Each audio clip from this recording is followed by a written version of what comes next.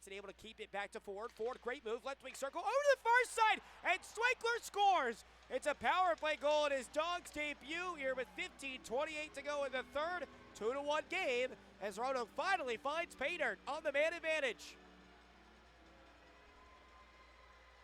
Jansen and Swinkler, some good work to keep that puck alive on the left wing wall. Then Swinkler evacuated the dance floor, went all the way over to the right wing side when it came up to Ford.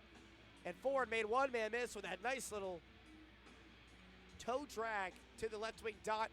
Switches the point of attack over to the right wing side. Swinkler a one-timer to open up his Dawgs scoring account. The right wing wall, up to Roach. Roach quickly over to Alvo.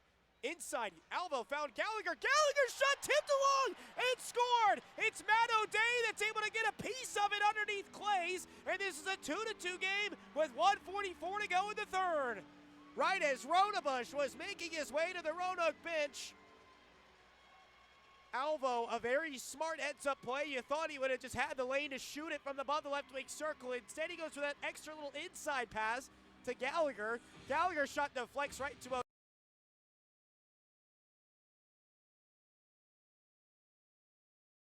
quick ones in the first period. He helped Roanoke stay in this one. Retired, moving it is wrong. Initially by Pensacola, but Municello is going to take it back over toward the right wing wall. Up to Roach. Roach quickly over to Alvo.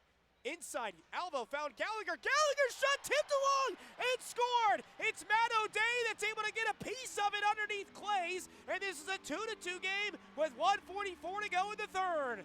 Right as Ronabush was making his way to the Roanoke bench.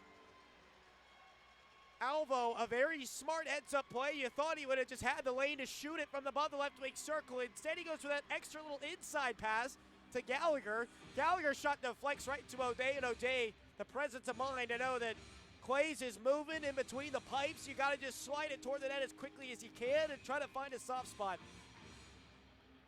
With Pepe. Gallagher will shoot just wide of Clays. Pepe tried to center back for Gallagher, and he scores! Carson Gallagher gives Roanoke the win in overtime, just 52 seconds into the frame. It's a 3-2 win for Roanoke.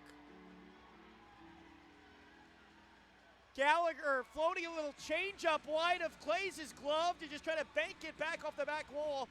Pepe sticks with it, wraps it back, and Gallagher, he's just got to lift it up with Clays sprawled out a bit in the Pensacola net. It's the 10th of the season for Carson Gallagher, and he keeps the hot streak rolling here for Roanoke. He's got 17 points over the span of his last 10 games for the Rail Yard Dawgs. Pepe grabs a huge assist. Austin Ronabush breaks the tie with Eric Levine for third place all time on the SPHL wins list. Ronabush now sole possession with 97. And folks, it wasn't always the prettiest, but Nick DeVito 1-0-0 as a professional head coach. As Swinkler and Gallagher, along with the O'Day tying goal, come up with some big moments in the third period, and Roanoke able to prevail here on the road in Pensacola. That win is going to feel like a lot more than 2 points. Roanoke had to wrestle it back after two periods that were not quite at their standard, not quite at their best, as they continue to try to just work themselves into the game. And in the third period, once they got that goal from Swinkler, you could see the energy pick up, and they're able to find a tying goal, get this thing to overtime.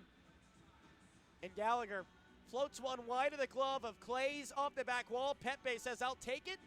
From the near post, right around to the far post, slipped back to the front of the net. Gallagher brought up the pitching wedge, just chipped it up over Pensacola's number one. It was a great night for Brody Clays, 37 saves on 40 shots faced. Ronabush countering with 25 stops on 27.